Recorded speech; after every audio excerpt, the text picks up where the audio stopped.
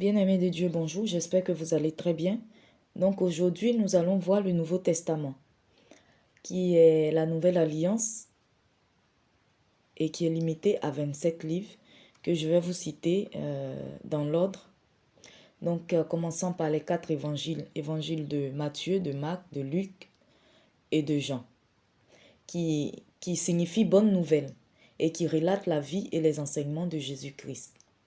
Par la suite, nous avons les actes des apôtres écrits par Luc et qui rapporte les débuts de la communauté chrétienne avec l'ascension, suivi de la Pentecôte, et qui parle essentiellement de la prédication de Saul de Tarse, persécuteur des chrétiens, mais qui est devenu par la suite Paul après sa rencontre avec Jésus-Christ.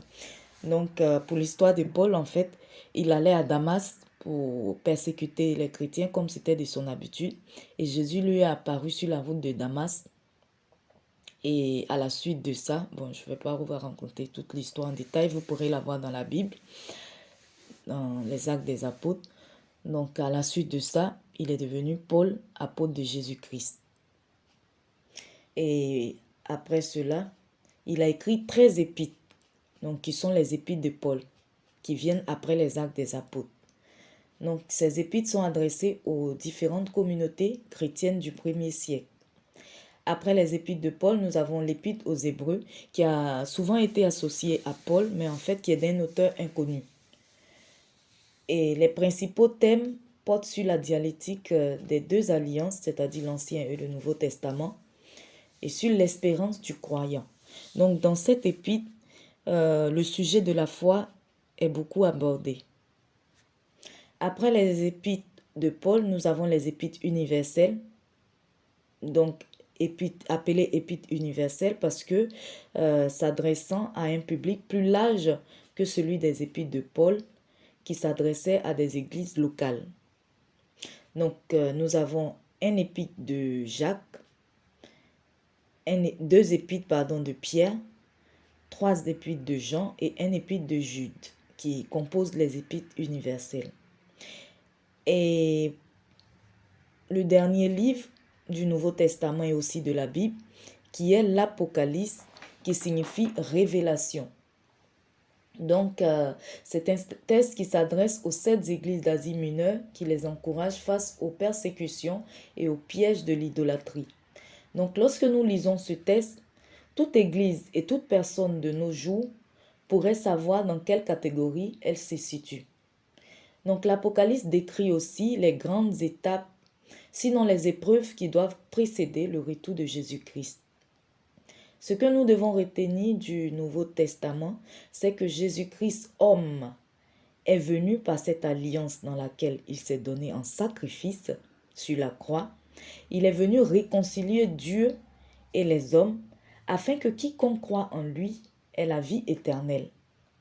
C'est ainsi qu'il est écrit en 1 Corinthiens 15, verset 21, « La mort est venue par un homme, donc Adam, dans l'Ancien Testament, par sa désobéissance à Dieu. Et ainsi, voilà, la résurrection des morts est venue par Jésus-Christ, homme, donc dans le Nouveau Testament, par son obéissance à Christ. Donc là, il y a très bien deux alliances. Jésus est venu faire entrer la vie, parce que la mort est venue par Adam. Nous connaissons très bien l'histoire de Adam et Ève qui ont été trompés par le serpent et qui ont désobéi à Dieu. Et c'est ainsi que l'homme maintenant a été livré à la mort. Sinon, Dieu n'avait pas créé l'homme pour qu'il meure. Mais à cause de la désobéissance d'Adam et Ève, voilà, maintenant, les hommes, ils meurent. Ils ont une durée, voilà, un nombre d'années déterminé, voilà, un nombre d'années déterminé sur terre. Et après ce nombre d'années, survient la mort. Mais avec Jésus-Christ, il y a eu maintenant la résurrection des morts. C'est-à-dire, c'est pas que les hommes ne vont plus mourir. Voilà, les hommes vont toujours mourir, mais avoir la vie éternelle, c'est-à-dire quand tu meurs en Jésus-Christ, quand l'homme qui meurt en Jésus-Christ, il ressuscitera par la suite pour avoir la vie éternelle auprès de son Dieu. Donc, voici ce qu'il faut un peu retenir du Nouveau Testament. C'est un petit résumé. Voilà, je peux pas, vraiment, je ne voudrais pas que les vidéos soient très longues. Donc, c'est un petit résumé. Savoir un peu l'essentiel du Nouveau Testament. Et donc, je vous remercie de votre écoute. Et n'oubliez pas de vous abonner, voilà, pour avoir... Parce qu'en fait, l'objectif de cette chaîne, c'est de pouvoir lire la Bible à son rythme. Parce que c'est pas tout le monde qui a ce courage-là de prendre sa Bible et faire une lecture. Il y en a beaucoup qui ont la paresse. Voilà, qui ont la paresse ou qui commencent à s'endormir quand ils commencent à lire la Bible. Et nous avons constaté que c'est toujours facile d'écouter que de pouvoir lire soi-même. Donc c'est ça l'objectif de cette chaîne. Régulièrement, lis au moins un chapitre de la Bible et fais un résumé. Voilà, c'est un peu ça l'objectif de la Bible. Et ainsi, à son rythme, on pourra connaître la Bible ensemble, se partager, voilà, les compréhensions, ses impressions.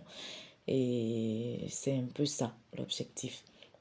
Donc, n'oubliez pas de vous abonner et d'activer la cloche de notification pour pour être prévenu de toutes les vidéos qui seront postées en ligne. Merci et que Dieu vous bénisse. Bonne journée.